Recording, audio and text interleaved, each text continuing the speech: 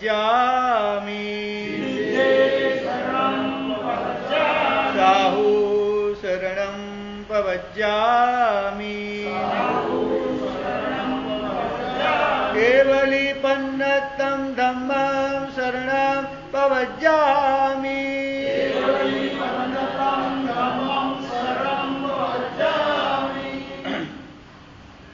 કલિકાળ સ્વરૂપના ભગવાન હેમચંદ્રાચાર્ય રચિત યોગશાસ્ત્રમાં દેશ વિતિ ધર્મની વાતમાં આપણે 14 નિયમ જોઈ રહ્યા છીએ. તો કાલે આપણે દિશાનું પરિમાણ જોયું અને સ્નાનની વાત ચાલતી હતી કે સર્વ સ્નાન અને દેહ સ્નાન એટલે કે સંપૂર્ણ શરીરનું પ્રક્ષાલન કરવું, નાહવું એને કહેવાય સર્વ સ્નાન કહેવાય. હાથ પગ મોઢું વગેરે ધોવું, ખાલી કોઈ ખરાબ વાત થઈને ધોવા એ વાત નથી આમ અત્યારે, પણ ખાલી ફ્રેશ થવા માટે, સારા લાગવા માટે, બસ મુખ્ય આયાને લક્ષ્ય કરીને આ બધી વાત છે. કોઈ મૃતકને ટચ થયો હોય ને સ્પર્શ સ્નાન કર્યું હોય, એ સ્નાન તો કઈ વિરાટના દ્રષ્ટિ બરાબર છે, પણ ખાલી ફ્રેશ થવા માટે, ખાલી સારા દેખાવા માટે આજે સ્નાન જે છે એનો નિષેધ વધારે મુખ્ય છે. એ સ્નાન જે છે મોટા ભાગે શૃંગાર માટે થતું હોય છે. પૂજા માટે કરો એ સ્નાન આખી હજુ વસ્તુ છે, વિરાટના છે 100%, પણ સામે પાછું ભગવાનની પૂજા કરવાનો ભાવ જે છે, કારણ કે ભગવાનને સ્પર્શ કરવો હોય તો સ્નાન કર્યા વગર, શુદ્ધ થયા વગર કરી શકાતું નથી.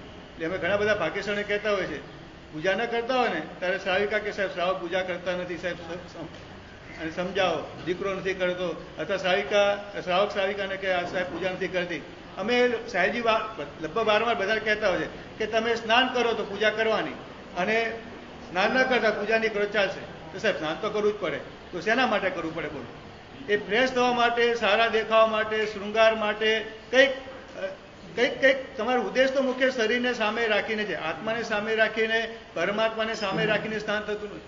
એટલે નાવામાં તમે પૂજા કરવા માટે જે કંઈ સ્નાન કરો છો તો એની પાછળ ઉદ્દેશ શું છે કે પરમાત્માનો મારે સ્પર્શ કરવો છે. એ શુદ્ધ થયા વગર બાહ્ય શુદ્ધિ, જે 7 પ્રકારની શુદ્ધિ બતાવી છે, એ સ્નાન જે છે એ શુદ્ધ થયા વગર જે છે એ પૂજા થતી નથી. તો એક ઉદ્દેશ પ્રભુને પૂજાનો હોવાના કારણે એ સ્નાન પણ જરૂરી લાગે, અને એમાં એટલો તમને એવો અશુભ ભાવ આવવાની સંભાવના નથી. બાકી એમને ખાલી શોખ માટે, અથવા ગરમી છે એટલે સ્પેશિયલ સ્નાન કરવાનું કીધું જે કરો છો તમે, એ બધું જે છે એ શૃંગાર માટે અને પાપ માટે થાય છે, વિરાટ ના થાય છે. બસ આશય બહુ મહત્વનો જે છે. તમે મોર્નિંગ વોક કરો અને ચૈત્ય પરિપાટી કરો. આવતીકાલે ચૈત્ય પરિપાટી છે ને, બોલો. મોર્નિંગ વોક માટે લોકો પહેલા બોડી બનાવે, વગર જેતું ખાય કરીને જે તે ખાઈને બોડી બની જાય, અને પછી એને ઓછી કરવા માટે પછી બગીચામાં જાય, રોડ ઉપર ચાલે. બોલો, એના કરતાં તમે ઉદ્દેશ બદલી નાખો. વોકિંગ તમારે કરવું છે, ઘાટ કોપરમાં રહેલા બધા દેરાસરના દર્શન કરવા 4-5 કિલોમીટર વોકિંગે થઈ જાય તમારે, 3 કિલોમીટર 2 કિલોમીટર અહીંથી નવરોજી જાઓ, દિનેશ ભવન જઈ પાછા જગડુસા અને અમૃતાગંજ પાછા અહીંયા આવી જાઓ. બોલો, ચૈત્ય પરિપાટી પણ થઈ જાય અને સાથે સાથે વોકિંગ પણ થઈ જાય. એક ઉદ્દેશ બદલાયો, ક્રિયા એકની એક જ છે. પછી સાધુ ભગવાન પણ સુવે, સાધુ ભગવાન પણ વાપરે, બધું સાધુ ભગવાન કંઈ બધું સંસારની બધી ક્રિયા છૂટી જાય નથી કે દીક્ષા લે એટલે કે, પણ બધાની પાછળ આખો ઉદ્દેશ શું છે? સાધુ ભગવાન સુએ ત્યારે પણ ભાવ શું હોય કે કાલે સવારે ઉઠીને સ્વાધ્યાય કરવો છે, યોગની વિધિ કરવી છે, આ કરવું છે, તે કરવું છે, પ્રવચનમાં તૈયારી કરવી છે. આખો ઉદ્દેશ જે છે એ પ્રભુના શાસનને આગળ વધારવાનો, અથવા આત્માને સામે રાખીને સાધુ ભગવાન સુવાનું પણ રાખશે, વાપરવાનું પણ રાખશે, પણ નહીં વાપરીએ તો વિહાર બરાબર નહીં થઈ શકે, સ્વાધ્યાય નહીં થઈ શકે. ઉદ્દેશ આખો બદલાવાના કારણે ક્રિયા બધી સંસારની થાય છે આમ જોવા જઈએ, છતાં પણ જે છે એ બધાનો ઉદ્દેશ બદલાવાના કારણે બધાની જગ્યાએ એમાં બધામાં નિજરા બતાવેલી છે, બધામાં પુણ્ય બંધ બતાવેલો છે.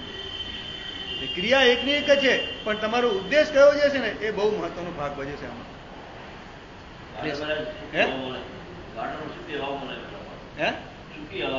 સૂકી હવા મળે બરાબર છે, પણ દેરાસરમાં જાઓ તો શું વાંધો? ભીની હવા ક્યાં મળવાની? ભીનાશ મળવાની છે, ભીની હવા નહીં મળે. ભીનાશ મળશે તમને ત્યાં દેરાસરમાં જશો ત્યાં.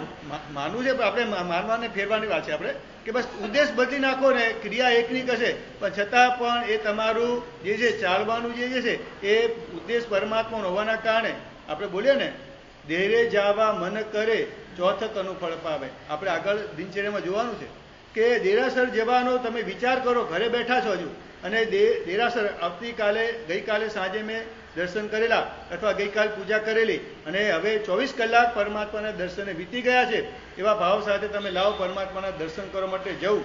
ભાવ સાથે ખાલી તમે વિચાર કર્યો ને, ચોથો તણું ફળ પાવે.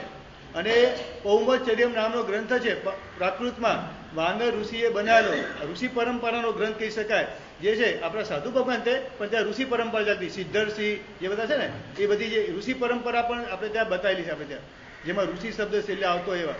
તો એ વાનરસિંહ બનાવેલો ગ્રંથ જે છે પૌમચર્યમ એટલે કે રામાયણ, સૌથી પ્રાચીન રામાયણ એ છે. ત્રિસૃષ્ટિ પણ પાછળથી આવ્યું, બીજા બધા રામાયણ જે છે પાછળથી આવ્યા. સૌથી પ્રાચીન 2000 વર્ષ પ્રાચીન ગ્રંથ. એમાં લખ્યું છે મનસા હોય ચોથમ, ત્યાં પરમાત્માની પૂજાની વિધિ અને પરમાત્માના દેરાસર જવાની વિધિ બતાવી છે. એમાં લખ્યું મનસા હોય ચોથમ, એટલે કે પરમાત્માના દેરાસર જવાનો વિચાર કરો તમને ચોથ તણું ફળ પાવે. એટલે કે ચોથ એટલે કે બીજ ત્રીજ પછી ચોથ આવે તે નહીં સમજવાની. ચોથ એટલે ચોથ ભક્ત, એટલે કે ચોથ ભક્ત ક્યારે થાય? ઉપધાનમાં થાય લગભગ ચોથ ભક્ત, અથવા ચોથ ભક્તની હોળી હોય તો થાય. બાકી પાણી તો લગભગ મોટા ભાગે બેસતું જ આવતું હોય. અને પાયામાં થાય. તમારે પાયામાં પહેલી હોળી કરી, આગલા દિવસે આંબી લેતું, બીજા દિવસે ઉપવાસ કર્યો, પછી પાછું બીજી હોળી શરૂ કરી, તો ત્યાં ચોથ ભક્તનું પચકા લેવાનું આવે કે આજુબાજુ એકાશનું અથવા આંબીલ અથવા નીવી અને વચ્ચે ઉપવાસ હોય એને શું કહેવાય? ચોથ ભક્ત કહેવાય. ફરીથી આજુબાજુ એકાશનું, આગલા દિવસે એકાશનું હોય, આંબીલ હોય કે નીવી હોય, અને પછીના દિવસે પણ બીજા પછીના દિવસે ઉપવાસ, અને પછીના દિવસે પાછી નીવી આંબીલ કે એકાશનું હોય, બેસનું નહીં. આ 3 વસ્તુ હોય તો એને ચોથ ભક્તનું ફળ કહેવાય. દેહરે જાવા મન કરે ચોથ તણું ફળ પાવે. ખાલી ઘરે બેઠા તમે દેરાસર જવાનો વિચાર કર્યો અને તમને 1 ઉપવાસ અને 2 આંબીલ અથવા 2 એકાશના જેટલો લાભ મળી જાય. બોલો કેટલો નાનક, આમ ક્રિયા નાનકડી, ખાલી વિચાર કરવાનો છે. વિચાર કરતાની સાથે જ તમને ચોથ ભક્તનો લાભ મળી જાય. પછી ત્યાં લખ્યું છે કે 1 ડગલું ઉપાડ્યું એટલે 2 ઉપવાસ, પછી 3 ઉપવાસ, 4 ઉપવાસ, એમ દેરાસર પહોંચતા 6 મહિનાના ઉપવાસનો લાભ મળે. ઉદ્દેશ બદલાઈ ગયો ને. ચાલવાની ક્રિયા જે છે એ જ છે. તમે શાકભાજી લેવા જઈ રહ્યા છો, બિઝનેસ માટે ચાલી રહ્યા છો, બીજા કોઈ સાવધ્ય કાર્ય માટે ચાલી રહ્યા છો, ચાલવાની ક્રિયા એક જ છે. અથવા દેરાસર માટે જઈ રહ્યા છો, અથવા ગુરુવંદન માટે જઈ રહ્યા છો, અથવા આલોચના લેવા માટે જઈ રહ્યા છો. તો આલોચના લેવાની શાસ્ત્રમાં બતાવ્યું છે કે મારે આલોચના લેવી જોઈએ. એમ ઊભો પોતાની જગ્યાથી ઊભો થાય અને કદાચ એને હાર્ટ એટેક આવીને મરી જાય તો પણ એ વ્યક્તિ શુદ્ધ કહેવાશે. આ શબ્દો ત્યાં વાપરેલા છે. એક ડગલું ભર્યું એટલે પણ શુદ્ધ થઈ ગયો. પછી ત્યાં જઈને કે ન કે રસ્તામાં એનું કદાચ એક્સિડન્ટ થઈ જાય ને મરી જાય, આલોચના લેવા નીકળેલો વ્યક્તિ ખાલી એને બસ મનમાં આવે કે મારે શુદ્ધ થઈ જવું છે, બધા જ પાપોનો એકરાર ગુરુ ભગવાન પાસે કરી લેવો છે, આવા ભાવ સાથે એ પગ ઉપાડ્યો અને એ વ્યક્તિ શુદ્ધ થઈ જશે. બોલો, આવા શબ્દો ત્યાં વાપરેલા છે. પછી કદાચ રસ્તામાં પહોંચી ન શક્યો, આલોચના લઈ ન શક્યો, છતાં પણ શુદ્ધ છે. એ રીતે પરમાત્માના દર્શન કરવા માટે મારે જવું છે તો એ ખાલી વિચાર કર્યો અને ચોથ ભક્તોનો લાભ મળી જાય અને દેરાસર પહોંચતા 6 મહિનાના ઉપવાસનો લાભ મળી જાય. એવી મજાની પ્રક્રિયા જે છે. એટલે કહેવાય ને, રોકાણ ઓછું અને પ્રોફિટ. બોલો, આવો કોઈ ધંધો ખરો ભાઈ? હે, આવો ધંધો કોઈ જગ્યાએ નથી. એક અને વાણીઓ જે છે કયો ધંધો કરે કે જેમાં મૂડી રોકાણ ઓછું હોય અને પ્રોફિટ ખૂબ થતો હોય? બોલો, તમે બધા વાણિયા ખરા ને, જૈન ખરા ને, બરાબર ને? બોલો, તો આ ધંધો કરવા જેવો કે નહીં? પણ એ વખતે બીજો વિચાર ન હોય છે, ચલો શાકભાજી પણ લેતા આવશું, દૂધની થેલી લેતા આવશું અને દેરાસર પણ દર્શન કરતા આવશું. તો આવા બધા ઉદ્દેશ ભેગા થઈ જાય તો પછી ફળ ઘટતું જાય તમારું. હે,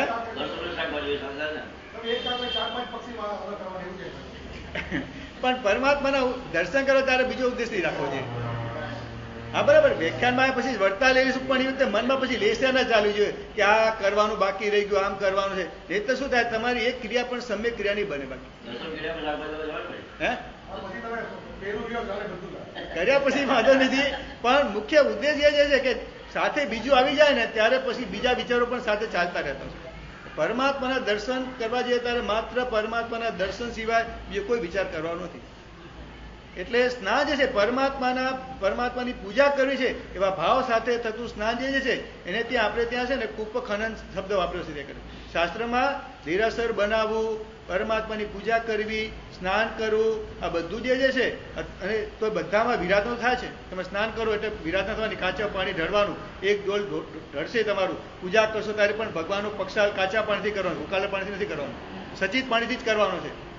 સચિત ફ્રૂટ ધરશો, સચિત પાણીથી પક્ષાળ કરશો, વિરાધના થવાની ને પાણીની. બોલો, દીવો પ્રગટાવશો તો અગ્નિકાની વિરાધના થવાની. ધૂપ પ્રગટાવશો તો શાસ્ત્રમાં પ્રશ્ન પૂછે છે કે ભાઈ આ બધું તમે કરો તો વિરાધના તો છે જ. 100% શાસ્ત્રમાં કીધું કે વિરાધના ખરી, પણ અને પ્રભુનું જિનાલય બનાવીએ તો આખું કેટલું બધું ખોદકામ થાય, કેટલા બધા અળસિયા, બેન્દ્ર જીવની વિરાધના, પાણીની વિરાધના, અગ્નિની વિરાધના, કેટલી બધી વિરાધના થાય. તો આ પાપ જે છે પાપ ન લાગે? તો શાસ્ત્રમાં કીધું કે થોડું નુકસાન છે પણ સામે પ્રોફિટ ખૂબ છે. એટલા માટે આ સ્નાનની પણ ગુરુ ભગવાન પરમાત્મા આજ્ઞા આપે છે આપણને કે શ્રાવકે નાવું જે છે એ શુભ ભાવ સાથે નાય કે મારે પરમાત્માની પૂજા કરવા માટે જવું છે. તો એમ શાસ્ત્રમાં ખૂબ ખનનનું દ્રષ્ટાંત રીતે આપેલું છે કે દેરાસર બનાવતા જે રીતે કૂવો ખોદતી વખતે વ્યક્તિને મજૂરને થાક પણ લાગે છે, તરસ પણ લાગે છે, કપડાં પણ ખરાબ મેલા થાય છે. પણ એમાં ખોદ્યા પછી જે પાણી નીકળશે તો એ પાણી પીવાથી શું થશે? એની તરસ પણ છીપાઈ જશે. એ પાણીથી એના કપડાં ધોવાના કારણે એ કપડાં પણ મેલ પણ દૂર થઈ જશે અને સ્નાન કરવાના કારણે થાક પણ દૂર થઈ જશે. તો એમ કૂવો ખોદતી વખતે વિરાધના એટલે થાક છે, પરિશ્રમ છે, તરસ પણ છે અને મેલ વગેરે પણ લાગે છે. પણ એ પાણી નીકળ્યા પછી જેમ વ્યક્તિ શુદ્ધ થઈ જાય છે, થાક ઉતરી જાય છે અને તરસ છીપાઈ જાય છે, તેમ પૂજા કરતી વખતે, સ્નાન કરતી વખતે, દેરાસર બનાવતી વખતે વિરાધના 100% થાય છે. પણ એ વિરાધના થયેલી છે એનાથી બંધાયેલું કર્મ જે છે પરમાત્માની પૂજા કરતા કરતા એ ઉત્કૃષ્ટ પ્રકારના પરિણામોની ધારા ચડે છે. અને સમ્યક દર્શન, 4થું ગુંઠાણું, 5મું ગુંઠાણું, 7મું ગુંઠાણું અને બધા જ પ્રકારના કર્મોનો ભૂક્કો બોલાવી અને જીવ સપક્ષણી પ્રાપ્ત કરી અને મોક્ષમાં પણ પહોંચી જાય છે. એટલે સમ્યક દર્શનની પ્રાપ્તિનો સંભાવના હોવાના કારણે, પ્રભુની સાથે એકાકાર થવાના કારણે, વિતરાગતાની પ્રાપ્તિ થવાના કારણે આ બધા દોષો જે છે એ વિરાધના જે છે એને અલ્પ આપણે ગણી છે અને એના કરતાં ફળ વધારે બતાવ્યું છે. એટલા માટે આ બધી વસ્તુ જે છે એ કરવાની આપણે શાસ્ત્ર કસૂટ આપે છે. પણ એમાં વિવેક કરવાનું કીધું છે કે ફૂલની બાબતની પણ વાત આવે ત્યારે પણ કીધું છે કે ફૂલ પણ સહજ રીતે હરેક પેલા દેરાસરના બગીચાઓ હતા, સંઘના બગીચાઓ હતા, એમાં માળી રાખેલો હોય એ સાંજે એકદમ ચોખ્ખી ચાદર બિછાવી દે અને સહજ રીતે જે ફૂલ ખરી પડે એ ફૂલ જે છે એ ફૂલથી પૂજા કરવાની. અથવા વિશેષ કોઈ પ્રસંગ હોય ત્યારે છૂટવા પડે તો છૂટવા માટે પણ આખી વિધિ આવતી હતી કે ફૂલના હાથની અંદર નખિયા પહેરવાના આવે એવા બ્લેડ જેવા, અને પછી ફૂલનો જે મીઠાનો ભાગ હોય ત્યાં જ ખેંચ દબાવો એટલે ફૂલ છૂટું પડી જાય. પણ ફૂલને જોશથી ખેંચવાનું નહોતું. એના કારણે આખો છોડ મૂળથી હલે જાય અને બીજા ફૂલો પણ હલે, બાકીના છોડના બધા પાંદડા હલે, એના કારણે સચિતનો સંકટો થાય. આવી રીતે ફૂલ છૂટવાની પણ વિધિ હતી કે ફૂલને તમારે લેવું છે તો ફૂલની પાસે જે એટલા ભાગમાં જ ખાલી દબાવો એટલો ભાગ છૂટો પડી જાય. એટલે આખા છોડને વિરાધના, એને કિલામણા, એને પીડા એ બધું થતું નથી. નાહવા માટે પણ કીધું ને ઠંડુ ને ગરમ પાણી ભેગું નહીં કરવાનું, એક કુવાનું બીજા કુવાનું પાણી ભેગું નહીં કરવાનું, એક તળાવને બીજા તળાવનું પાણી ભેગું નહીં કરવાનું. કારણ કે બધાની યોની અલગ હોવાના કારણે બધાના સ્વકાય શસ્ત્ર બની જાય. તળાવનું પાણી ને કુવાનું પાણી ભેગું કરો એ સ્વકાય શસ્ત્ર થઈ જાય. કારણ કે બંને પાણીના ગુણધર્મો અલગ છે. બંને પાણી તમે ભેગું કરો તો શું થાય કે બંને આ જીવ આના જીવને મારી નાખે, આ જીવ આના જીવને મારી નાખે. એના કારણે વિરાધના થઈ જાય. અને સ્વકાય શસ્ત્ર આપણે ત્યાં કીધું છે.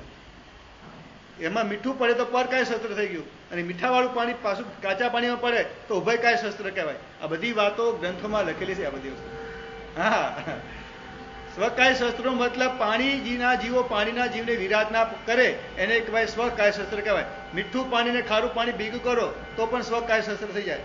આ કુવાનું ને આ કુવાનું પણ પાણી ભેગું કરો તો પણ સ્વકાય શસ્ત્ર કહેવાય. તળાવનું ને કુવાનું ભેગું કરો, નદીને કુવાનું ભેગું કરો તો આ બધું સ્વકાય શસ્ત્ર થઈ જાય. એટલે જ કીધું છે બે પાણી અલગ અલગ પાણી ભેગા પણ નહીં કરવાનું. ગરમ અને ઠંડુ પાણી પણ ભેગું નહીં કરવાનું. સહજો શક્તિ હોય, સહન થતું હોય તો ગરમ પાણી વગર ઠંડા પાણીથી નાવાની જો ટેવ મળી જાય તો ચિંતા નથી. એ ખાલી શિયાળાના જે 2 મહિના જે છે એ દિવસોમાં તમારે ગરમ પાણી જોઈએ, બંને સાથે જ આવે. મને ખાસ બધી અત્યારે તો બધું પાણીમાં એટલે મુખ્ય વસ્તુ આ છે કે બસ જેટલા તમે લાગે એક ડોલથી અડધી ડોલથી ચાલતું, આખી ડોલ નથી વાપરવાની. બસ વિવેક તો પાછો હરેકમાં બતાવેલો છે. પહેલા મારી પાસે સમજણ નથી, દીક્ષાના ભાવ નતા ત્યારે એક ડોલથી નાતા હતા. પણ જેવી 4 વગેરેના અર્થ સમજ્યા અને પાણીમાં જીવનો સ્વીકાર થયા પછી તમે નહીં માનો, એક ખાલી 2 ટબલરમાં હું નાહવા માટે અને પૂજા માટે પણ સ્નાન કરી શકતો. ધીમે ધીમે થોડું લઈ કે તમે આખું નાખી દો, થોડું લઈને તમે હાથ પલાળી સાબુ સાથે પણ તમે 2 ટબલરમાં આરામથી નાહી શકો. બોલો, આ પ્રેક્ટિકલ મારી મેં અનુભવની વાત કરું તમને. બસ જીવની ખબર પડે કે આમાં જીવ છે અને આટલી બધી વિરાધના આપણા આ સ્નાન માટે પણ કરવાની નથી. પૂજા માટે પણ સ્નાન કરવાની જરૂર છે, પણ સ્નાન માટે આટલી બધી વિરાધના કરવી જરૂર નથી. તો બોલો તમે ટ્રાય કરશો ને, અશક્ય નથી. અમે આજથી ઘણા વર્ષો પહેલા ધર્મચક્રમાં અભિધાન કરાયેલા, એમાં એક યુવાન આવેલો અને એને 18 ખાલી કર્યું હતું, પણ 18માં બધી અપકારના જીવોની બધી વાતો બધી સાંભળ્યા પછી એ યુવાનને એટલું બધું થઈ ગયું કે મારે હવે વિરાધના કરવી નથી. એ કહેતો હતો કે સારું પહેલા સાવરથી નાહતો હતો અને બધું ઉપરથી પૂરો ચાલુ કરી દઉં અને કલાક સુધી નાહ્યા કરતો હતો, સ્વિમિંગ પુલમાં પણ જતો હતો, પણ આ 18 કર્યા પછી સાહેબજી અત્યારે નાહવા માટે 2 ટબલરથી મારે વધારે જોતું નથી સાહેબ. અને એ પણ સાહેબ સાબુ પણ મેં છોડી દીધો, કારણ કે સાબુ જે છે સાબુવાળું પાણી ગટરમાં જાય તો એના જીવને પણ વિરાધના થાય છે. એટલે સાહેબ ખાલી જીમમાં જાઉં 2-4 દિવસે કે શરીરમાં થોડી વાસ આવી છે ત્યારે સાહેબ 2-4 દિવસે સાબુનો ઉપયોગ કરું છું સાહેબ. એ 18 કરવાથી બોલો એટલો બધો જીવનમાં એના ટર્નિંગ પોઈન્ટ આવ્યો. સ્વિમિંગ પુલ તો બધું છોડી દીધું, પણ ખાલી 2 ટબલરથી નાહવાનું શરૂ કર્યું અને સાબુથી પણ અઠવાડિયામાં 2 વાર ખાલી નાહવાનું, પણ સાબુનો પણ યુઝ નહીં કરવાનો. હમણાંની વાત કરું છું, અત્યારે કરે છે બોલો. એમના પરિવારે આખું ઉદ્ધાન કરાયું, અત્યારે કરી રહ્યો છે એની વાત કરું છું. હા, કેટલા 8-9 વર્ષ થઈ ગયા ને, 10 વર્ષ થવાય બોલો. અત્યારે પણ એ યુવાનને આ બધી વસ્તુ ચાલુ છે અને એમના પરિવાર પણ હમણાં ઉદ્ધાન કર્યા બરોડામાં, શ્રેયાંશ પ્રભુસુરી પાસે મિશ્રામાં. આખું ચોમાસું પણ કરાયું, એમના પપ્પાએ દીક્ષા પણ લીધી પાછળથી. હા, એ સાંચોના બાજુના છોકરો છે. તો પણ એ 18 કર્યું ને આખું જીવન જે છે આખું ટર્નિંગ પોઈન્ટ આવ્યો. આટલી બધી વિરાધના છે, બસ મારે આ બધી વિરાધના કરવી નથી. કહેવાનો મતલબ એક આવી એક આરાધના જયારે જીવનમાં ખરેખર અંદરથી ટચ થઈ જાય છે ને, ત્યારે આખું જીવન ઘણું બધું બદલાઈ જતું હોય છે. તો સ્નાનની બાબતમાં કેટલી ડોલ વાપરવી અને કેટલી વાર નાહવું, તો એક તમારે પ્રમાણ ધારવાનું છે. આજે 4 નિયમ ધરાય છે ને પાછા આજે આપણે બંને દેશ સ્નાનમાં તમારે આખા દિવસમાં કેટલી વાર હાથ પગ મોઢું ધોશો, 4 કે 5 વાર જે તમારે ધારવું તે. અને સર્વ સ્નાન 1-2 વાર કેટલી વાર કરશો. તમે જો એટલું ધ્યાનમાં રાખજો કે ગમે તેટલી વાર નાશો ને તો તમારી ચામડીમાં જે કુદરતી મળી છે તમે એમાં કોઈ ફરક પડવાનો નથી. તમને ખાલી આભાસ થાય, ભ્રાંતિ લાગે છે કે મારી ચામડી ગોરી થઈ, પણ ચામડી કઈ ગોરી થતી હોતી નથી. જો ગોરી થઈ જતી હોય તો આ ક્રીમ ને બધી કોઈ જરૂર જ ના પડે. એટલે અરે માણસને ભ્રમ થાય છે કે મારી ચામડી ગોરી થઈ, હું થોડો ખાલી મેળ દૂર થાય છે, પણ ચામડીનો કલરમાં કોઈ ફરક પડતો નથી તમારા. એટલે તમે કલાક સુધી નાહો કે ખાલી પાણીમાં કલાક સુધી પડ્યા રહો તો પણ તમારી ચામડી કાળી થાય કોક વાર પાણીના કારણે. કોઈ કહેતો સ્વિમિંગ પુલમાં જવાથી કાળી ચામડી, સાચી વાત છે. એટલે એવું પણ સાંભળ્યું કે સ્વિમિંગ પુલમાં જવાથી ચામડી થોડી ગેસ પાણીમાં પડી રહે, બરાબર છે. એટલે કહેવાનો મતલબ એ કે તમારી ચામડીમાં કોઈ ફરક પડે, તમારા રૂપમાં કઈ ફરક પડે નથી. તમને ખાલી ભ્રાંતિ થાય કે હું કંઈક મારું સ્વરૂપ થોડું બદલાયું, પણ એ સ્વરૂપ કંઈ બદલાતું હતું નથી ભાઈ. કર્મ બંધ થાય છે 100%. એ સ્વરૂપ રીતે બદલાય છે કે તમે પહેલા કર્મ નહીં, તમારી ઉપર કાર્મળ વર્ગના દાખલા તરીકે 1000 કાર્મળ વર્ગણા હતી, પણ નાયા પછી અને આનંદ માણ્યા પછી પાણીમાં આવી રીતે નાયા પછી ઠાઠમાંથી નાયા પછી બની શકે કે 500 અણુ કર્મના પરમાણુ વધી ગયા, બની શકે ખરું. આજે સ્વરૂપ તમારું બદલાય છે, પણ ઉપરનું સ્વરૂપ કંઈ બદલાતું નથી. આત્માનું સ્વરૂપ અશુદ્ધ થાય છે એ 100%. એ તમારે એ સાબિત છે. ઓલુમાં તમે કંઈ કરી શકતા નથી કે તમારી ચામડીમાં કંઈ ફરક પડે. એટલે દેહ સ્નાન અને સર્વ સ્નાન કેટલી વાર કરશો, એમાં કેટલું પાણી વાપરશો, કેટલી ડોલથી વાપરશો, આ બધું જે છે તમારે ધારવાનું છે. હવે ફક્ત એટલે કે ભોજન અને પાણી વાપરવા કેટલું યુઝ કરશો. એટલે પાણીનું પણ તમારે માપ કરવાનું છે કે ભાઈ 10 લીટર 15 લીટર એટલું પાણી. અને ભોજનમાં જે કંઈ રોટલી દાળ શાક ભાત જે કંઈ ફ્રૂટ વગેરે જે કંઈ વાપરો, કુલ બધાનું વજન કેટલું એ તમારે ધારવાનું છે. માણસ 2 કિલોથી વધારે લગભગ ખાઈ ન શકે આવું કહે છે લોકો. મને ખબર નહીં, માપ્યું નથી, પણ લોકો એમ કહે કે 2 કિલોથી વધારે ખવાય નહીં એમ. હા, બધું જે કંઈ તમે ભોજન કરો, સચિત કરો અચિત કરો કે કંઈ પણ પાણી અલગ ધારવાનું અને ભોજન અલગ ધારવાનું. એ બંનેનું માપ તમારે થાય કે આટલા કિલો હું ભોજન વાપરીશ અને આટલા કિલો હું પાણી વાપરીશ પીવા માટે. વાપરવા નાવાની કે લેટ્રિનવાની વાત નથી આપણે ત્યાં. એટલે આ ભક્ત જે છે ભોજન, એમાં ભોજન અને પાણી 4 પ્રકારના આહાર આવે એનું તમારે માપ ધારવાનું છે કે કેટલા કિલોથી હું વધારે, આટલા કિલોથી વધારે વાપરીશ નહીં. બરાબર. તો આવતીકાલે ચૈત્ય પરિપાટીની વાત આપણે સમજવી છે.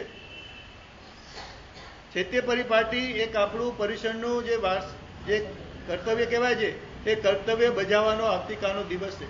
એમ તમે લગભગ ઘણા બધા દેરાસરે દર્શન કરવા માટે ગયા હશો આ પર્યુષણ દરમિયાન અથવા પર્યુષણ પછી. એટલે સિંગલ વ્યક્તિએ અથવા એક વ્યક્તિએ ચેતી પરિપાટી કદાચ કરી પણ છે 2-4 દેરાસર જઈને, પણ આપણે તો સંઘની સાથે, ચતુર્ભીજ સંઘની સાથે, આચાર્ય ભગવાન વગેરે બધા ગુરુ ભગવંતની સાથે અને બિરાજમાન એવા સાધીજ ભગવંતની સાથે અને શ્રાવક શ્રાવિકાની સાથે ચતુર્ભીજ સંઘ સાથે આપણે આવતીકાલે સવારે 6 વાગે અહીં આ દેરાસરના પ્રાંગણમાં બધા ભેગા થઈશું અને ત્યારબાદ વાતે ગાતે આપણે ચેમ્બુર તીર્થમાં ત્યાં જવાનું છે. તો આ ચૈત્ય પાર્ટીમાં જેમ વરઘોડો આપણે બધા જોવાનો નથી અને એમાં સામેલ થવાનું છે, એમ ચૈત્ય પરિપાટી હરેક વ્યક્તિનું કર્તવ્ય જે છે એકલા સંઘનો કરવું કર્તવ્ય, સંઘવાળાએ ચૈત્ય પાર્ટી આયોજન કરવું અને કર્તવ્ય એવું બજાવી દે એવું નથી. પ્રત્યેક વ્યક્તિ સંઘનો હરેક વ્યક્તિ જે છે, હરેક શ્રાવક શ્રાવિકા એ નાનો બાળક હોય કે બાળિકા હોય, બધાએ ચૈત્ય પરિપાટીનું કર્તવ્ય અવશ્ય બજાવવાનું છે. તો જ તમારા પર્યુષણ સફળ કહેવાય. બાકી અપેક્ષાએ તમારા પર્યુષણ પૂરા સફળ ન કહેવાય. પૂરેપૂરા 5 કર્તવ્ય બજાવો તો જ તમે પર્યુષણના આ સફળ તમારા કહેવાય. તો આવતીકાલે બધા જેને પણ વ્યાખ્યાનમાં આવે તો બધાને ખ્યાલ છે, દર્શન કરવા તેને પણ બોર્ડમાં કદાચ વાંચવાનું થશે, પણ જે લોકો અહીંયા આવતા નથી એ લોકોને બધાને મેસેજ પહોંચાડજો કે આવતીકાલે ગુરુ ભગવનની સાથે આપણે વિહારની એક પ્રેક્ટિસ કરવાની છે. પછી ચોમાસા પછી તમને સાથે લઈ જઈશું બધાને, પણ અત્યારે નાનકડી પ્રેક્ટિસ કરવા માટે છરીપાલી સંઘ જે છે હવે એમ થાય છે, પણ કે હવે પહેલા જે મોટા મોટા સંઘો હતા હવે લગભગ ઓછા થઈ ગયા. પાલી તાણે આજુબાજુમાં મહુવાથી કે સોનગઢથી કે વલભીપુરથી, કારણ કે હવે લાંબા સંઘો હવે રહ્યા નથી. એટલે તમારે સંઘની પ્રેક્ટિસ કરવી હોય ને કંઈ ચાલવાની તો ત્યાં પાલીતાણા સુધી કે શંકર સુધી લાંબા થવું પડે. પણ આપણે તો એટલો મોટો સંઘ નથી કાઢવાનો, આપણે ખાલી 5 કિલોમીટરનું ચેમ્બુનો સંઘ કાઢવાનો છે આવતીકાલે. તો જે કોઈ ભાગ્યશાળીને અનુકૂળતા ન હોય તો અનુકૂળતા પણ કરજો. સવારનો સમય છે, 9:30 વાગે તો લગભગ તમે બધા છૂટા થઈ જશો. અમારે આવતા વાર થશે, પણ તમે તો 9:30 તમને પછી અમારે એકલાને જ આવવાનું છે, સાથે રહેજો કોક. એટલે અમારી સાથે પણ આવો છો તો પછી સાથે અમારી સાથે વાપસ પણ આવજો પાછા, નહીતર પછી અમને મૂકીને પછી તમે તો તમારા વાહનમાં આવી જાઓ એવું ના કરતા ભાગ્યશાળીઓ. હા તો બરાબર, પણ ખાલી જેટલા આવો એટલા પાછા આવજો.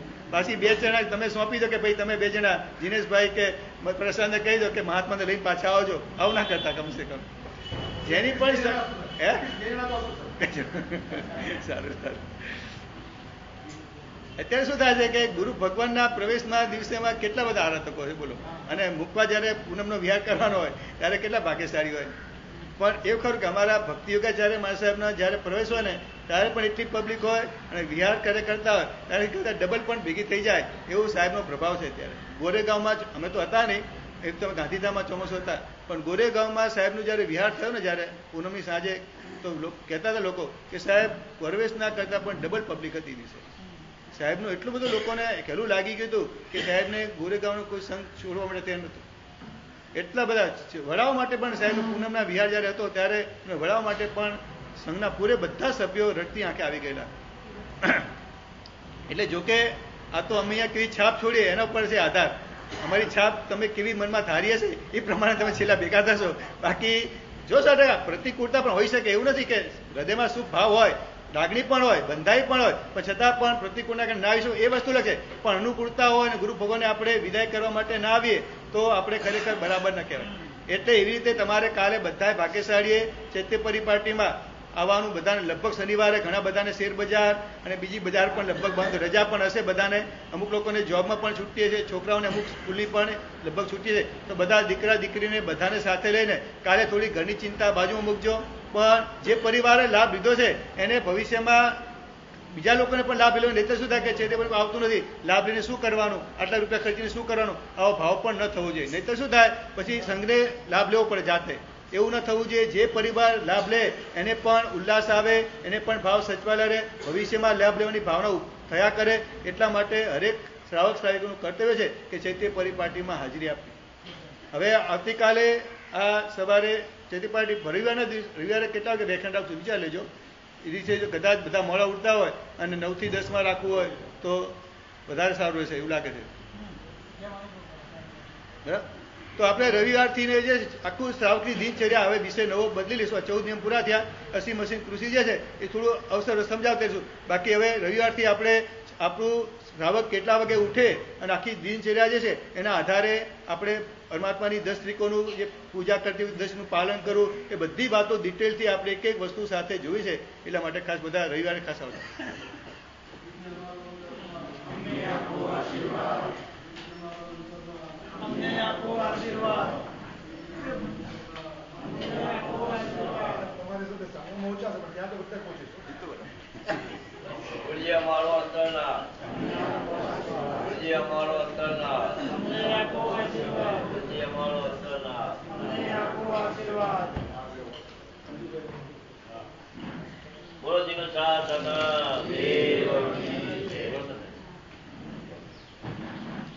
Chami, Tamasno, Deo, Jami, Gaya,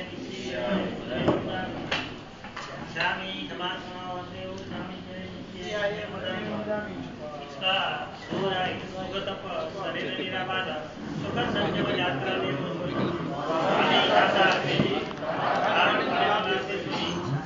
Chami, Tamasno, Deo, Jami, Gaya, Chara, Sandisa, what? A book of my people, like Tabe.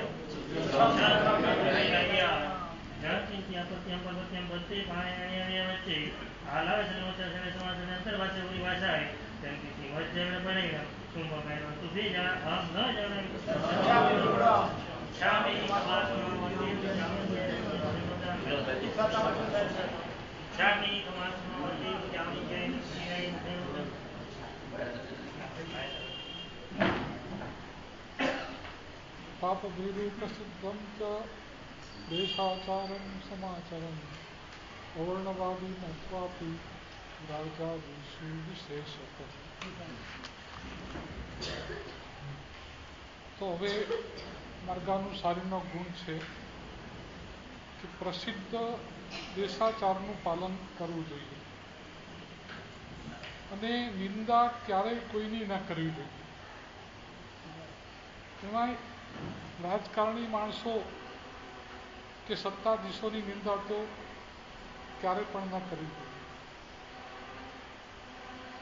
સામાન્ય રીતે ઉપદેશમાળામાં કહ્યું છે કે તમે જે માણસની જે બાબતની નિંદા કરો ને, તમે એમ કહો કે આ ભાઈ તો મમ્મણ શેઠ જેવા છે, એકદમ લોભી છે, તો એ લોભ કરવાનો જે પાપ છે ને, એ પાપનું ફળ તમને મળી જાય. વગર લોભ કરે કોકના લોભની તમે નિંદા કરો, તમે કહો કે આ તો માણસ ચંટકોશીઓ નાક છે, એકદમ ક્રોધી છે, ગુસ્સાવાળો છે, તમે એના એ દોષની જ્યાં ટીકા ટિપ્પણ કરી, નિંદા કરી, એટલે એ દોષનું સેવન કર્યા વગર તમને એનું ફળ મળી જાય. તે પાવઈ દોષી ઉપદેશમાળામાં કહ્યું છે કે જે માણસના જે દોષની તમે નિંદા કરો ને, એનું તમને વગર લેવા દેવાય. ધોબી છે ને, એ કોકના મેલા કપડા ધોબે, અને નિંદક માણસ છે એ કોકના દોષોને એમ કહેવાય કે સગી માં હોય ને, એ પણ છોકરો સંદાસ ગયો હોય ને તો એને હાથથી સાફ કરે, જીભથી તો સાફ ના કરે. નિંદક માણસ છે ને, એ બીજાના દોષોને, બીજાની ગંદકી એને પોતાના જીભથી સાફ કરે છે. એટલે કોઈ માણસ આપણી નિંદા કરે ને તો સમજો કે આ માણસ વગર લેવા દેવાય પાપના પોટલા બાંધે છે, અને કોઈ આપણી નિંદા કરે એથી આપણે ખરાબ થઈ જતા નથી. કોઈને આપણે કહીએ કે તું કૂતરા જેવો છે, ગધેડા જેવો છે ને, તો પેલો માણસ કૂતરો કે ગધેડો થતો નથી, પણ આવતા જન્મમાં આપણે કૂતરા કે ગધેડા થવાનું આપણે આયુષ્ય બાંધવાની ચાન્સ વધારી દઈએ છીએ. એટલે આપણે કૂતરા કે ગધેડા ન થવું હોય તો કોઈને કૂતરા કે ગધેડા કહેવાની જરૂર નથી. ગમે એટલો ત્યાગી હોય, ગમે એટલો વિદ્વાન માણસ હોય, પણ એ જો બીજાના દોષની નિંદા કરે ને તો એ પોતાના બધા ગુણ ખોઈ બેસે અને નુકસાનમાં આવી જાય. શાસ્ત્રમાં એક વર્ણન આવે છે કે એક ગામમાં એક મહાત્મા વિહાર કરીને પધાર્યા. પહેલાના કાળમાં ઉપાશ્રયો તો હતા નહીં, એટલે પૂછ્યું કે ભાઈ અમારે સાધુઓને ઉતરવા માટે, તો લોકોએ કહ્યું કે અમારા ગામમાં એક શેઠ છે, એની પાસે એક 2 માળનું એક્સ્ટ્રા મકાન છે, જેટલા સાધુ સાધ્વી આવે બધા ત્યાં જ ઉતરે છે. શેઠની પાસેથી રજા માંગી, શેઠે મકાન ખોલી આપી અને મહાત્મા ઉતર્યા. થોડા દિવસ પછી બીજા કોઈ મહાત્મા આવ્યા. એ મહાત્માને એના ઉપરના માળે ઉતાર્યા. હવે નીચેવાળા મહાત્મા હતા ને એ રોજ એકાસણા નહોતા કરતા, 2 ટાઈમ 3 ટાઈમ વાપરતા હતા. અને કાપ પણ પેલા મહાત્મા ઉપર વાળા 6 મહિને કાપ કાઢતા હતા, આ 15 દિવસે કાપ કાઢતા હતા. પેલા મહાત્મા રોજ એકાસણું કરતા હતા. પણ આ નીચેના મહાત્મા ગુણિયલ હતા, એટલે કોઈ પણ નીચે વંદન કરવા આવે ને તો કે ભાઈ ઉપર એક મહાત્મા આવ્યા છે, વંદન કરવા જજો, બહુ તપસ્વી છે, રોજના એકાસના કરે છે અને ખૂબ ઊંચું ચારિત્ર પાડે છે, ખાસ વંદન કરવા જેવા છે. અને પેલા મહાત્મા જેટલી વાર નીચે ઉતરે ને પેલો શું કરે છે બધું જુએ. સવારે નૌકાસીમાં વાપરે છે, બપોરે વાપરે છે, સાંજે વાપરે છે. એટલે ઉપર વંદન કરવા આવે ને પૂછે કે નીચે ગયા હતા વંદન કરવા? કે હા. અરે કે એ તો ખાવદરો છે, એ સાધુ જ નથી, થોડા દિવસ થાય ને કાપ કાઢે છે, એનામાં કોઈ સાધુના આચાર નથી, એને વંદન જ ના કરાય, આમ ના કરાય. લોકો તો કે બાપજી અમે તો મહાવીરનો ભેદ છે, તમને વંદન કરીએ ને એમને કરીએ. પણ એ મહાત્મા જેટલા આવે એને બધાને નીચેવાળાની ટીકા ટિપ્પણ જ કરે કે સાધુ જ ના કહેવાય ને આખો દિવસ ખા કરે છે ને આખો દિવસ કાપ કાઢે છે ને આમ કરે છે તેમ કરે છે. અને નીચેવાળા છે એ જેટલા આવે ને કે ઉપર વંદન કરવા જાઓ, ખૂબ ત્યાગી છે, તપસ્વી છે, મહાત્મા ગુણિયલ છે. થોડા દિવસ પછી 2 વિહાર કરીને જતા રહ્યા અને એક જ્ઞાની મહાત્મા પધાર્યા. તમારા જેવા જે સમજદાર હતા એને જોયું કે 2 મહાત્મા હતા, એકમાં ત્યાગ ને તપશ્ચર્યા હતી તો બીજામાં ગુણાનુરાગ હતો. તો પેલા જ્ઞાની મહાત્માને પૂછ્યું કે અમારા સંઘની અંદર 2 મહાત્મા આવેલા, એક ગુણાનુરાગી હતા પણ તપસ્યા કરવામાં ઢીલા હતા, બીજા તપસ્વી હતા પણ ગુણાનુરાગી નહોતા. તો આ 2 માંથી વધારે પહેલા કોનું કલ્યાણ થશે ને પહેલા કોણ મોક્ષમાં જશે? તો એક જ્ઞાની ભગવંતે કહ્યું કે જે ગુણાનુરાગી છે ને એ પહેલો મોક્ષમાં જશે. પેલો માણસ દંભી હતો, બીજાની નિંદા કરવામાં જ કુશળ હતો, એટલે એનું જલ્દી ઠેકાણું નહીં પડે. ભલે ગમે એટલા તપ કરે કે જપ કરે પણ એની નજર બીજાના દોષો જોવામાં, બીજાની ભૂલો જોવામાં, અને એ ભૂલો જોઈને પછી બધાને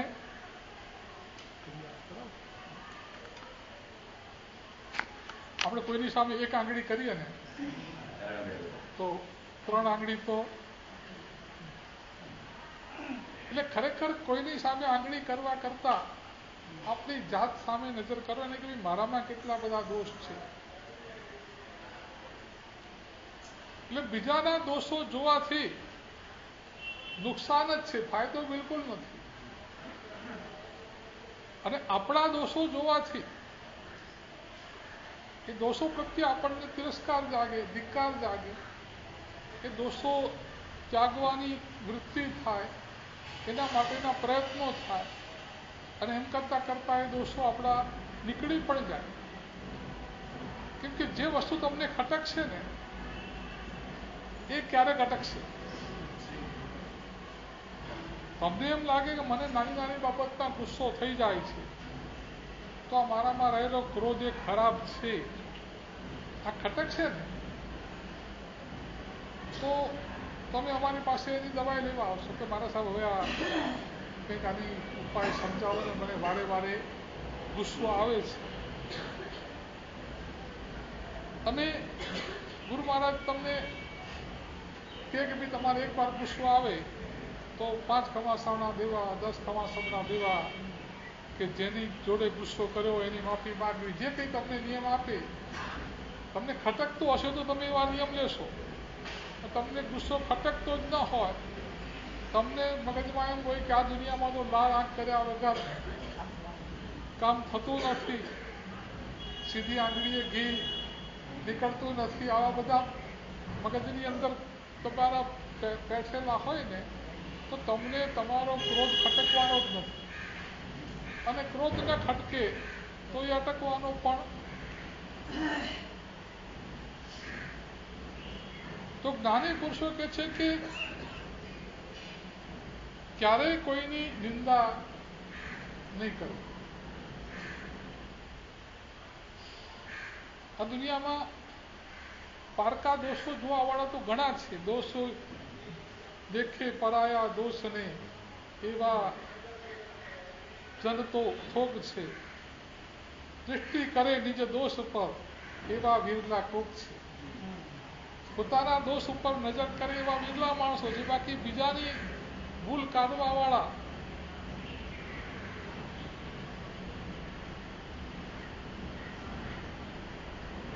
અને હંમેશા આપણી કોઈ ભૂલ કાઢે ને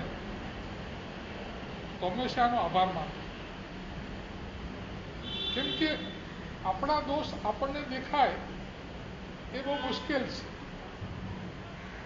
આપણી આંખમાં કંઈ કચરો પડ્યો હોય ને તો એ કચરો આપણને નથી દેખાતો, આપણને ખટકે ખરો, પણ આપણે કોકને કેવું પડે કે મારા આંખમાંથી જરા આ કચરો કાઢી આપને. એમ આપણી અંદર જે દોષ છે ને એ આપણને દેખાતા નથી.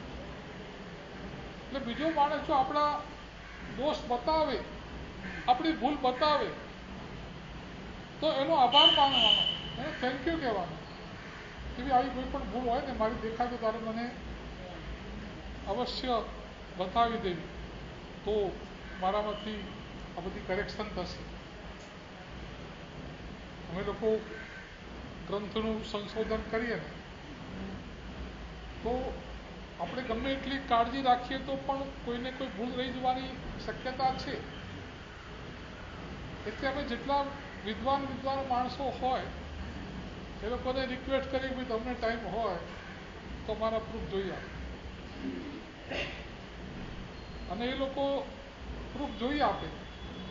એ બધા હું મારા આગમના પ્રૂફ છે ને 7 મહાત્માઓને મોકલું છું.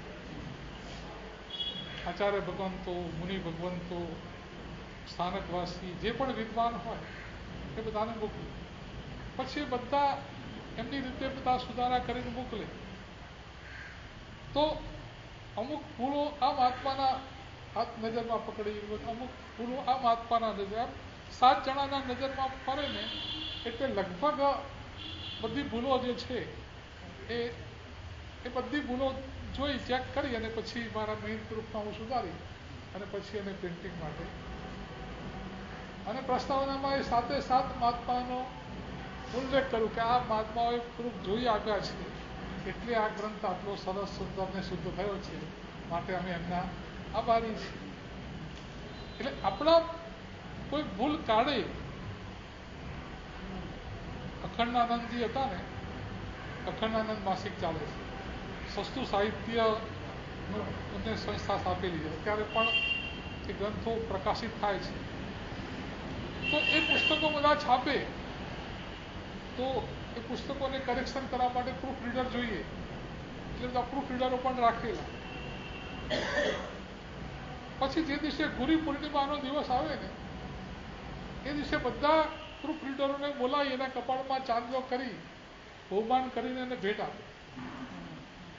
કે આ મારા પુસ્તકની ભૂલ સુધારવાવાળા તમે બધા છો. તમે ભૂલ સુધારી તો આ પુસ્તક શુદ્ધ અને સ્વચ્છ બન્યું.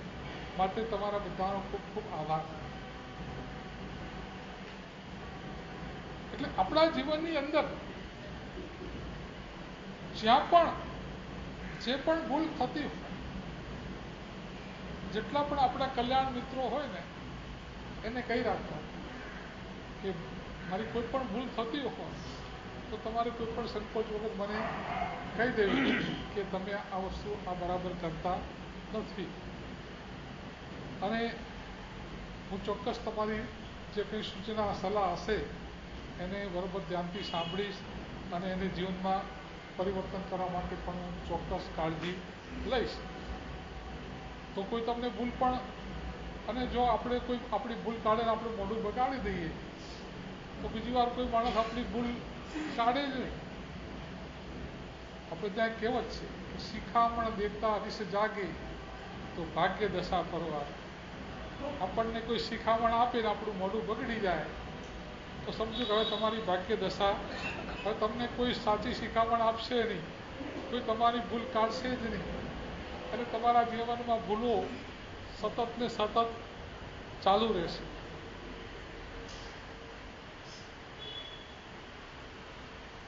તો આપણા જે આચાર છે, ચૈત્ય પરિપાટી પણ આપણો કર્તવ્ય છે, આપણો એક આચાર છે. એટલે આવતીકાલે આપણે સવારે સમયસર બધા આવી જવાનું. અને આમ તો રોજ આપણે જિનાલયના દર્શન તો કરતા જ હોઈએ છીએ, પણ વર્ષમાં એક વખત સકળ સંઘ સાથે, ચતુર્વી સંઘ સાથે, સાધુ સાધ્વી શ્રાવક સાવિકા આખા સંઘ સાથે આપણે ભગવાનના દર્શન કરવા જઈએ અને ખૂબ ઉલ્લાસથી ભગવાનની ભક્તિ કરીએ. તમે વ્હીકલમાં બેસીને તો ઘણી વખત ચેમ્બુર ને બધે જતા હશો, પણ આવતીકાલે વ્હીકલનો ઉપયોગ નહીં કરતા. આવતીકાલે અમારી સાથે છરી પાડીને ચાલતા ચાલતા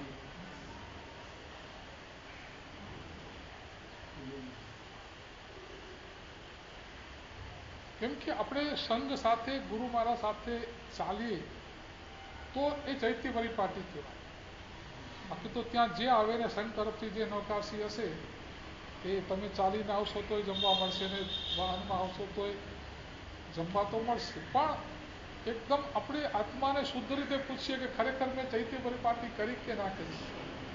જો હું ગુરુ સંઘની સાથે નથી ગયો, ગુરુ મહારાજ સાથે નથી ગયો અને વ્હીકલમાં ગયો છું તો મેં ચૈત્ય પરિપાટી કરી કહેવાય કે નહીં, અને મને જમવાનો અધિકાર ખરો કે નહીં, એ આપણે આપણી જાતને પૂછવાનું છે.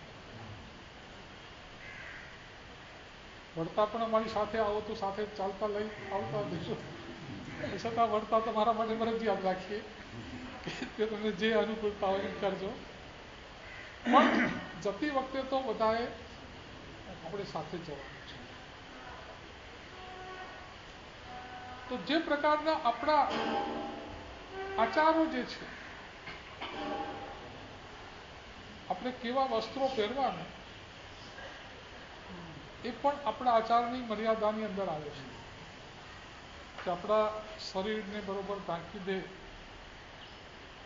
અને આપણી મર્યાદા ઢંકાય એ રીતના વસ્ત્રો આપણે પહેરવા જોઈએ.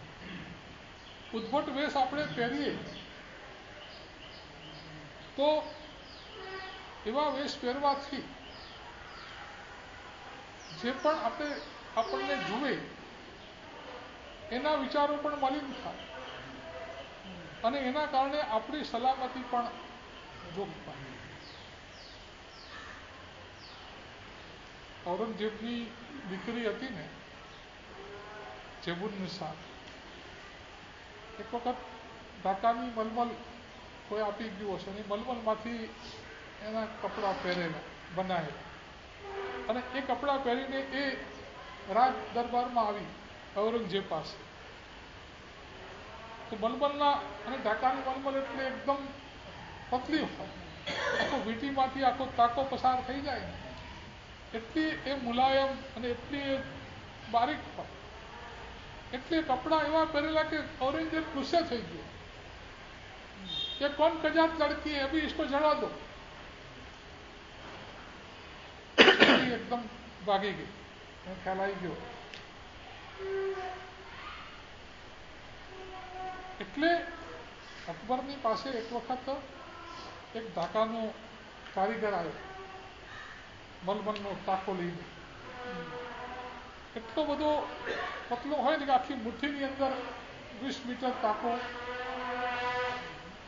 એને આમ કરીને પાસાને કપડું બતાવ્યું, એકદમ જોયું તો સરસ મજાનું મુલાયમ પતલું.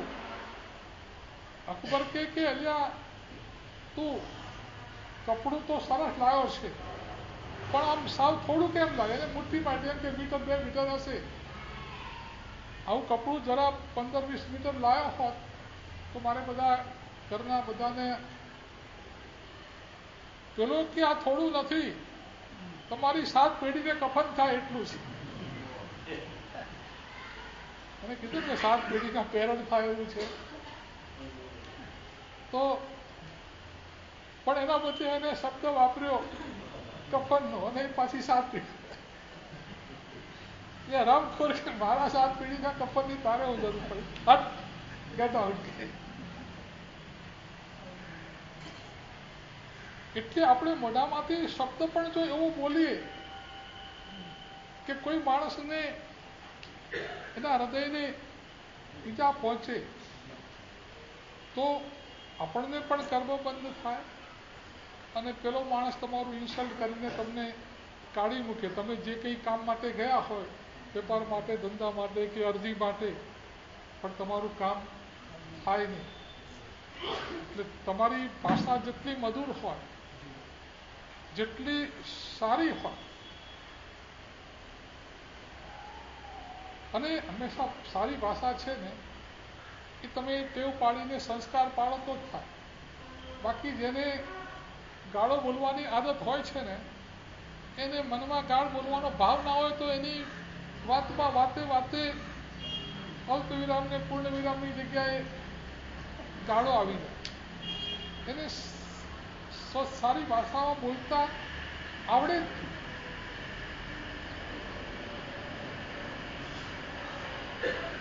એક પટેલ હતા ને, એના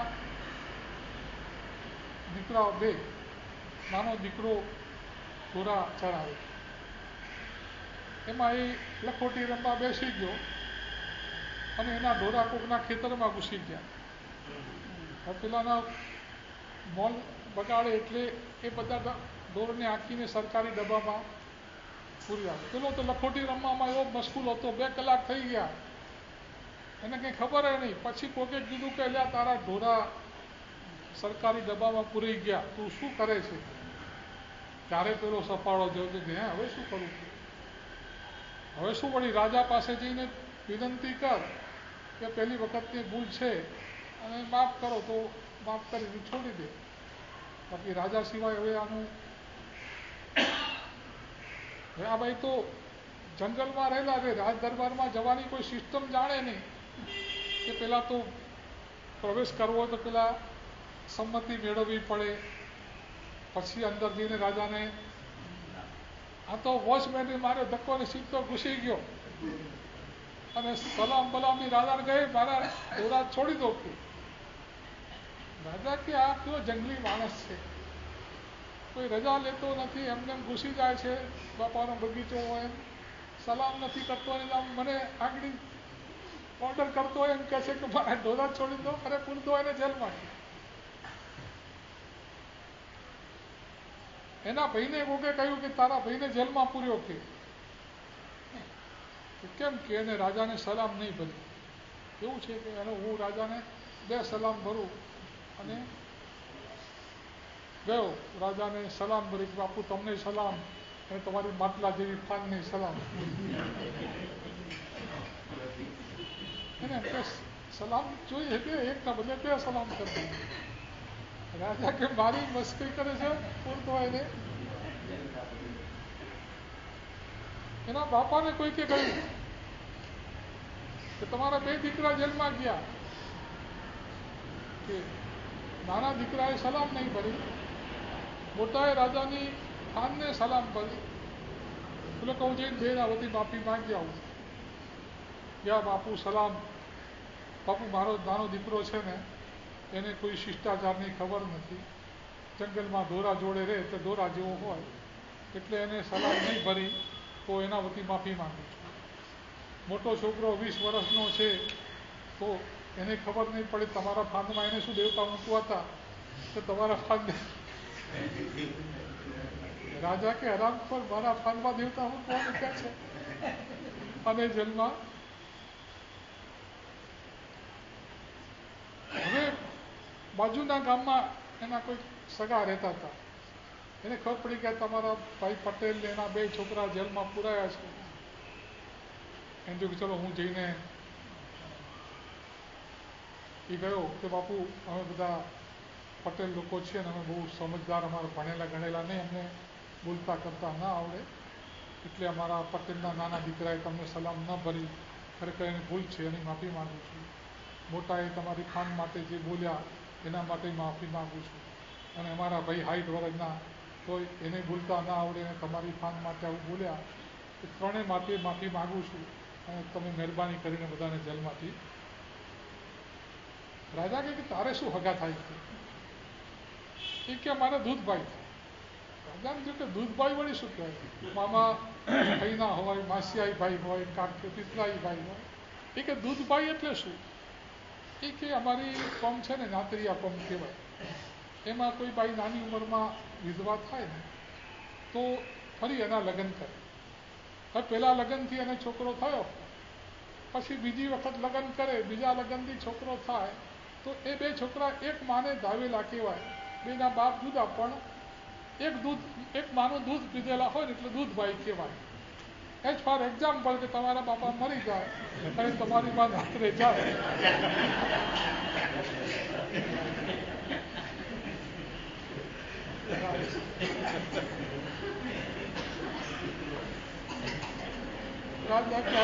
બીજું કોઈ એક્ઝામ્પલ નહીં મળે,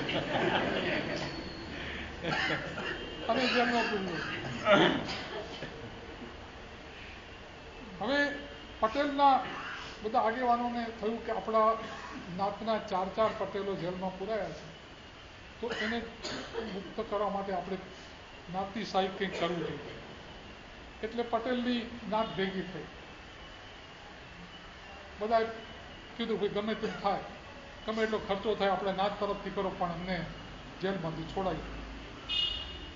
પણ હવે આપણે કંઈ બધાએ તો કંઈક દરબારમાં જવાય નહીં, કંઈક 5 માણસોનું એક જવાબદારી સોંપો કે તમારે ગમે તે ખર્ચો કરો, ગમે તે કરો, પણ આપણા જાદભાઈને છોડાવી આવો. એટલે 5 પટેલોની એક કમિટી નિમાઈ, મોટા મોટા ફાળિયાવાળાની, કે આ બધી જવાબદારી હોય તમારી. બીજા બધા તો ઉઠી ગયા. પહેલાં 5 જણાની મિટિંગ થઈ. એક જણો આપણે આવતીકાલે દરબારમાં જઈએ અને રાજાને વિનંતી કરીએ. બીજો કે આ રાજા પાસે જવાય જ નહીં, કે આ રાજાને કે જે આવે એને જેલમાં પૂરવા સિવાય બીજો કોઈ ધંધો જ નથી, કે આપણો એક પટેલ ગયો તો જેલમાં પૂર્યો, બીજાને પૂર્યો, અને ધંધો જ આ છે. આપણે જઈશું તો આપણને જેલમાં પૂરી દેશે. આ રાજા તો નખો દિયો છે, એની પાસે જવાય જ નહીં. પણ પેલો કે ભાઈ એના વગર તો આ છોડેશો કેવી રીતે? કેમ રાજાના હુકમથી જેલમાં પૂર્યા છે, તો રાજાની સત્તા વગર તો. પેલો કે જો રાજા ભલે ગમે એટલા હોય મોટા, પણ આપણે બધા પટેલો આમ બૂચ રાખીએ, પણ આપણી પટલાણી પાસે આપણું કંઈ હાલે છે કે? દરેક માણસના ઘરમાં આ જ હાલત હોય છે કે હોમ મિનિસ્ટર પાસે પ્રાઇમ મિનિસ્ટરનું કંઈ ચાલતું ના હોય, બધા રમત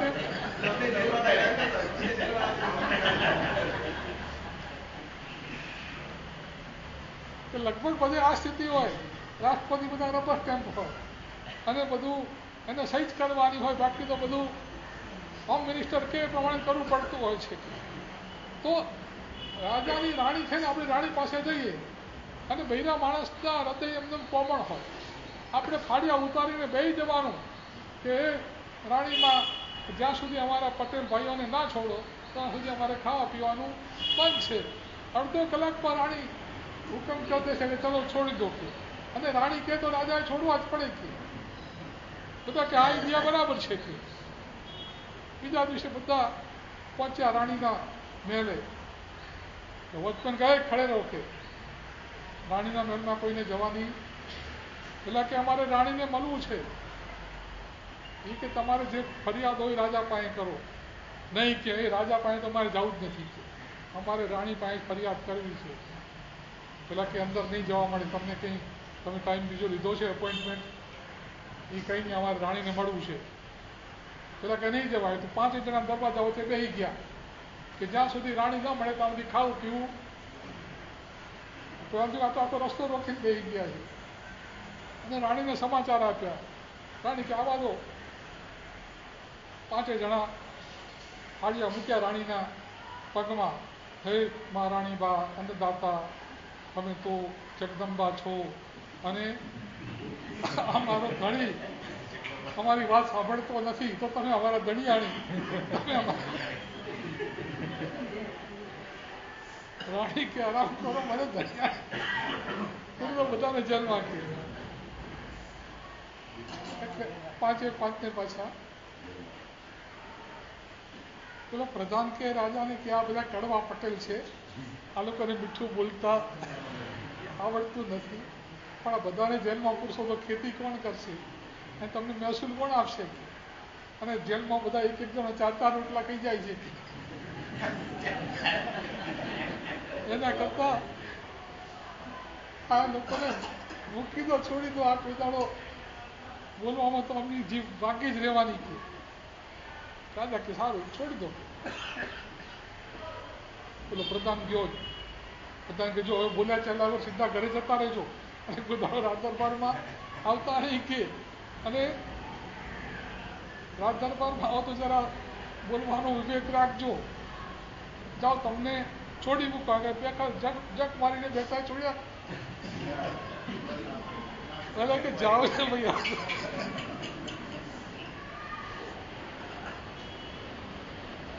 એટલે આપણા મનમાં કદાચ ભાવ ના હોય ને તો ખરાબ, તો પણ જો શબ્દો આપણા મોઢામાંથી ખરાબ નીકળે ને તો એનું પરિણામ પણ આપણે ભોગવવું જ પડે છે.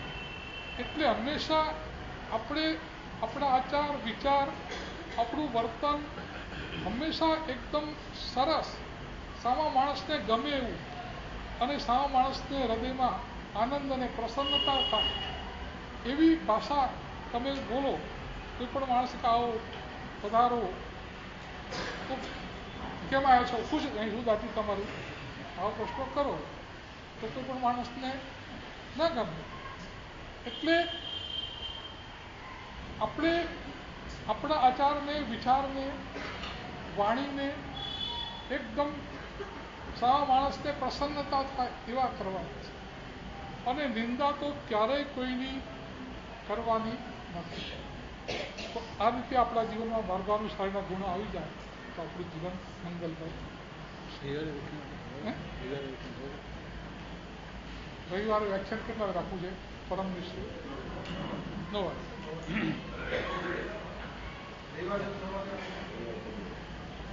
ચિંતામણી ભગવાન આપણા સ્કૂલની અંદર ચાતુર્માસની આરાધના, ઈશ્વરની આરાધના પરિપૂર્ણ થઈ છે.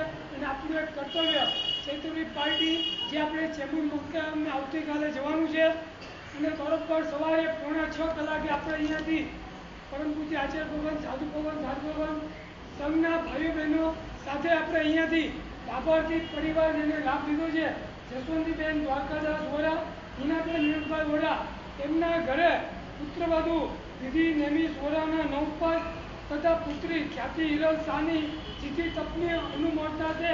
તેમને આ ચૈત્રભૂમિ પાર્ટીનો લાભ લીધો છે. તેમની ખૂબ ખૂબ અનુમોદના. સવારે બરોબર અહીંયાથી સર્વસંગની સાથે આપણે એમના ઘરે છે સાહેબ પગલાં કરશે અને ત્યારથી આપણે બરોબર મનીષો સ્વામી દેરાસર પૂજ્ય આચાર્ય ભગવાન યોગાચાર્ય ભક્તિ યોગાચાર્ય યશોજી મારશે ત્યાં બિરાજમાન છે. ત્યાં આપણે જઈશું અને માંગલિક પ્રવચન ફરમાવશે અને ત્યાંથી આપણે ખુશાલ ટાવર વર્ધમાન સ્વામીને આપણે ભેટશું અને ત્યાંથી આપણે ચેમ્બુર આદિશ્વર ભગવાન જે એની પાલતણા કહેવાય એને આપણે ત્યાં આગળ સૌ પધારશું. ત્યાં આગળ વ્યાખ્યાન રહેશે અને ત્યારબાદ પધારેલા સૌની સામે ભક્તિ રહેશે. તેમના પરિવાર તરફથી સૌને ખાસ આમંત્રણ છે, તો સૌ બરોબર સમયસર પધારજો અને બંને ત્યાં સાથે ચાલી અને સૌ સવારનો ટાઈમ છે તો આપણે લાભ લઈએ એવી પણ સાહેબની ગણતરી છે. એટલે આ પ્રોગ્રામ સવારનો રાખ્યો છે અને રવિવારનું જે સાહેબે કીધું એ પ્રમાણે પ્રવચન આપણે રજા છે એટલે 9 કલાકે પ્રવચન થશે તો સૌ એકબીજાને જાણકાર જઈએ. શિવમસ્તુ સર્વ જગત પરહિત નિરતા ભવંતુ ભૂતગણા દોષા પ્રયાન્તુ નાશ સર્વત્ર સુખી ભવતુ લોક. વિશ્વમાં સર્વ જીવો સુખી થાઓ, સમતા ભાવને પ્રાપ્ત કરો, સમાધિને પ્રાપ્ત કરો, પાપ કર્મથી મુક્ત થાઓ, સકલ સંઘનું મંગલ અને કલ્યાણ થાઓ. ચાતુર્માસિક આરાધના નિર્વિઘ્ને સુખ સાધા પૂર્ણ પૂર્ણ ભાવ સાથે 12 નોકાર.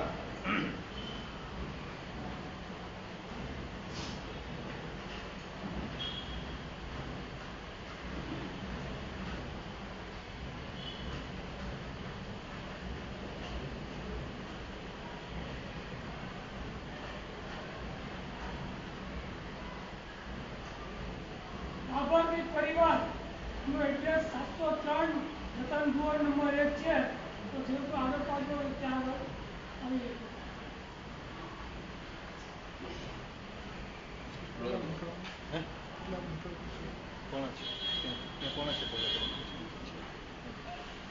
ગુરુ અંજન ઈચ્છામિ કમાસનો દેવ જામી જય ઈચ્છામિ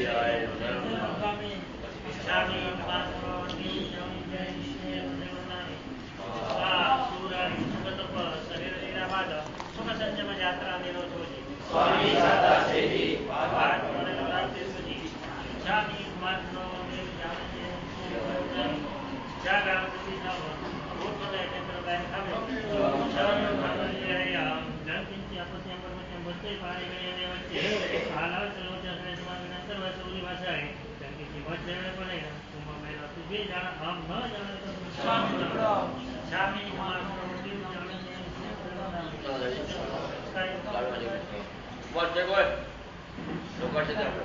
नकाशी कोशी सार कोशी निशिले जोंदे रिदक्षण होना आयंबिल मिगे बस्काय विगासम व्यासम स्काय प्रियम पियारु के सागर में होना पाणस रंग सा गणो सिरे सारंग मंगल मांगे कारण पुराण भगवान